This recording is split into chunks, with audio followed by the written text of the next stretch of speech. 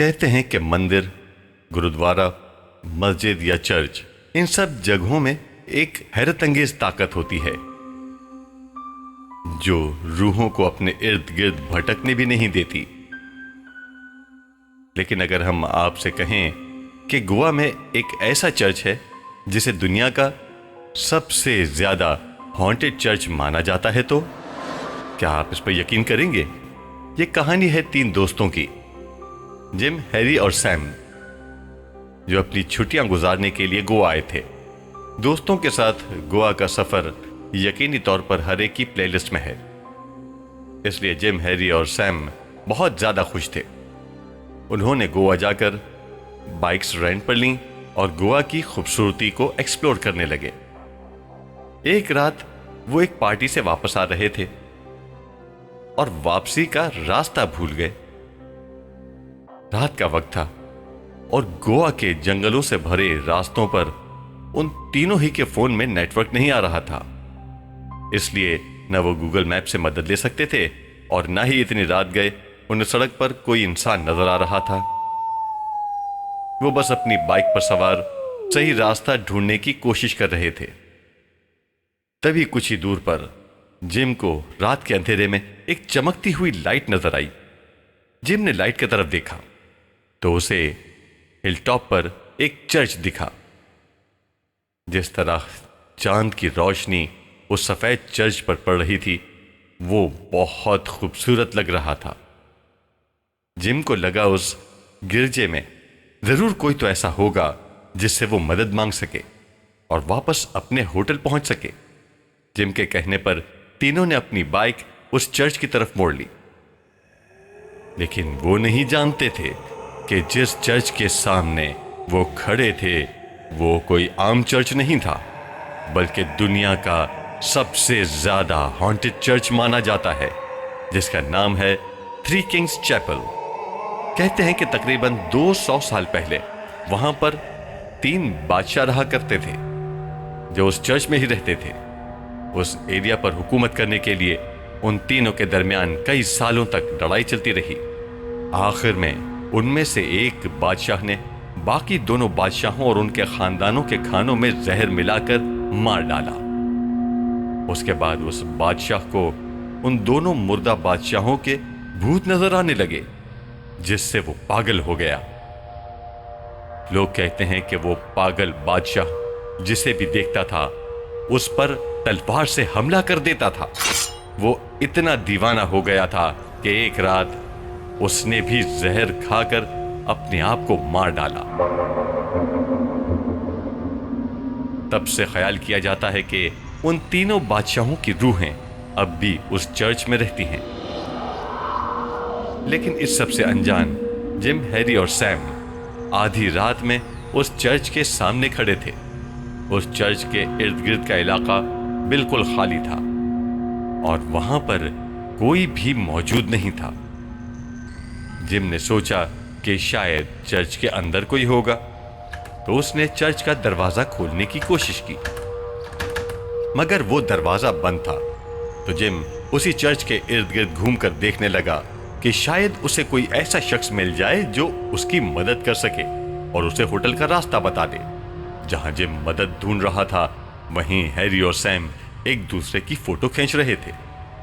Photos लेते लेते एक लम्हा ऐसा आया जहां सैम हैरी की तस्वीर ले रहा था, लेकिन अचानक से उसे मोबाइल कैमरा में हैरी के पीछे कोई सफेद साया खड़ा नजर आया और जैसे ही उसने मोबाइल का कैमरा हटाया, वो साया वहां से गायब हो चुका था। अचानक ही सैम के फोन की बैटरी खत्म हो गई और उसका फोन स्विच ऑफ हो गया। वहीं जिम चर्च के आसपास घूमकर फिर चर्च के दरवाजे के सामने आ खड़ा था, लेकिन इस बार चर्च का दरवाजा खुला हुआ था। ये देखकर जिम को अजीब लगा, लेकिन वो फिर भी उस चर्च के अंदर दाखिल हो गया। चर्च में जाते ही जिम को एक बड़ा सा हॉल नजर आया। तभी जिम ने चर्च के अंदर किसी के कदमों की आवाज सुनी और वो उस आवाज के पीछे पीछे चला गया। अंदर जाकर उसे दिखा कि कोई आदमी सलीब के आगे झुककर दुआ मांग रहा है। उस आदमी ने एक अजीब सा लिबास पहन रखा था। ऐसा लग रहा था कि जैसे वो किसी पुराने जमाने का बादशाह हो। जिम उसके पास खड़ा उसकी दुआ खत्म होने का इंतजार करने लगा। वहीं बाहर खड़े हैरी और सैम जिम का इंतजार कर रहे थे। सैम चर्च के पास एक बड़े से दरख्त को घूर कर देखे जा रहा था। जब हैरी ने उससे पूछा तो उसने बताया कि उसे एक सफेद साया उस दरख्त पर बैठा दिखाई दे रहा है। हैरी उसकी बात सुनकर पहले तो डर गया, लेकिन जब हैरी ने पेड़ की तरफ देखा तो वहां कोई नहीं था।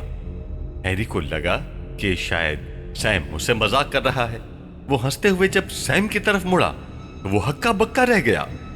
सैम की आंखें सुर्ख हो चुकी थीं और वो हैरी को बहुत ही खौफनाक अंदाज में घूर रहा था। हैरी ने उसका नाम पुकारा पर वो कोई जवाब नहीं दे रहा था। बस वो हैरी को घूरे जा रहा था। हैरी ने उसे पकड़कर हिलाया तो उसने हैरी को एक जोरदार धक्का दिया। हैरी सीधा जाकर पेड़ पर गिरा। सैम अपने होश खोकर उस पहाड़ी के किनारे पर जाने लगा और किनारे पर आकर वो उस पहाड़ी से नीचे कूद गया। हैरी ये सब देखकर डर गया था। वो जल्दी से सैम को देखने दौड़ा। उसने देखा कि सैम पहाड़ी के नीचे वाली सड़क पर गिरा पड़ा है और सैम के बगल में एक सफेद साया था जो हैरी के देखने पर हवा में कहीं गायब हो गया। हैरी के होश उड़ चुके थे, लेकिन फिर भी उसने सैम को अपनी बाइक पर बिठाया और जल्दी से उसे हॉस्पिटल ले गया। अंदर जिम अब भी उस आदमी की दुआ खत्म होने का इंतजार कर रहा था, लेकिन कुछ देर पहले जो चर्च खाली था वो अब बहुत से अजीब लोगों से भरा हुआ था और वो लोग जिम के ठीक पीछे खड़े थे। लेकिन जिम को इस बात का बिल्कुल अंदाजा नहीं था। जिम अभी भी उस दुआ करने वाले आदमी को देखे जा रहा था।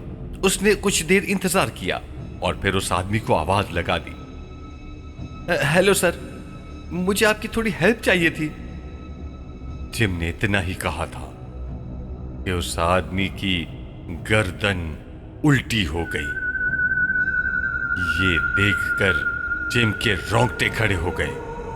उस आदमी का चेहरा भयानक था और वो अपनी लाल सुर्ख आंखों से जिम को घूरे जा रहा था। जिम ने डर के मारे जैसे ही अपने कदम पीछे किए तो वो सब अजीब लोग उसे नजर आए जो शायद उसी का इंतजार कर रहे थे। वो सब लोग उस पर झपट पड़े।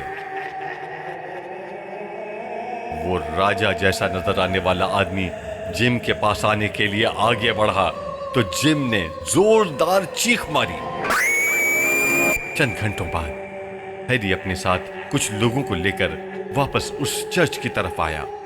उसने सैम को हॉस्पिटल में एडमिट कराया और वहां उसे थ्री किंग्स चैपल के हॉन्टेड होने का पता चला। जब वो वापस जिम को बचाने के लिए वहां पहुंचा तो जिम चर्च के अंदर बेहोश पड़ा था। उसके जिस्म पर कोई जख्म तो नहीं था, लेकिन जिम बेहद घबराया हुआ था। उसने कुछ देर बाद अपने साथ हुए वाकये के बारे में सबको बताया। जिम और हैरी की जान तो उस रात बाल बाल बच गई, मगर सैम ने हॉस्पिटल में दम तोड़ दिया।